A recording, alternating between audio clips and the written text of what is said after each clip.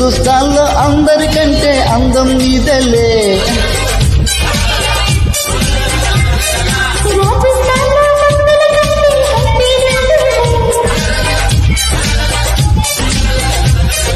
నిన్ను చుట్టేటందుకు 2 చేతులు చాలునా,